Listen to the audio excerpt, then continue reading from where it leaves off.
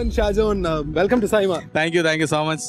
ഈ സൈമ അവാർഡ് എന്ന് പറഞ്ഞാൽ തന്നെ കഴിഞ്ഞ വർഷവും നമ്മൾ ചാനലിരുന്ന് കണ്ടപ്പോൾ ഇവിടെയൊക്കെ നമുക്ക് എത്താൻ പറ്റുമെന്നോ, ഇതുപോലെ ഇത്രയും വലിയ ആർട്ടിസ്റ്റുകളൊക്കെ പങ്കെടുക്കുന്ന ഒരു അവാർഡിനായിട്ട് ഇന്ന് നമുക്കൊരു അവാർഡ് മേടിക്കാൻ പറ്റുമെന്നോ, അല്ലെങ്കിൽ നമ്മുടെ ഒരു പേര് നോമിനി ലിസ്റ്റിൽ വരുമെന്നൊന്നും നമ്മൾ പ്രതീക്ഷിച്ചിട്ടേ ഇല്ല എന്നുള്ളതാണ് സത്യം.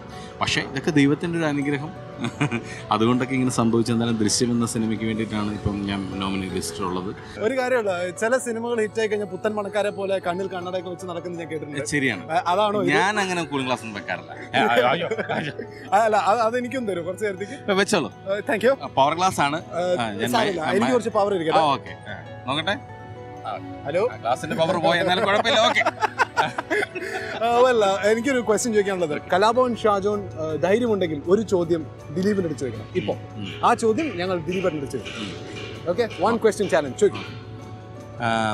എന്നായിരിക്കും ദിലീപ് എന്ന് പറയുന്ന ഒരു നടൻ ഒരു സംവിധായകനാവുന്നത്? എന്നായിരിക്കും ആ സിനിമയിലെ നായകനായിട്ട് എന്നെ വെക്കുമോ? അതാണ് എന്റെ ചോദ്യം. One question challenge. ധൈര്യമുണ്ടെങ്കിൽ ഉത്തരം പറയൂ. ധൈര്യമുണ്ടെങ്കിൽ ഉത്തരം പറയണം, സത്യമേ പറയാവൂ. ഇല്ലാന്നായിരിക്കും പറയുക, എന്നാലും നമുക്കൊന്ന് കേൾക്കാം. ഓക്കെ.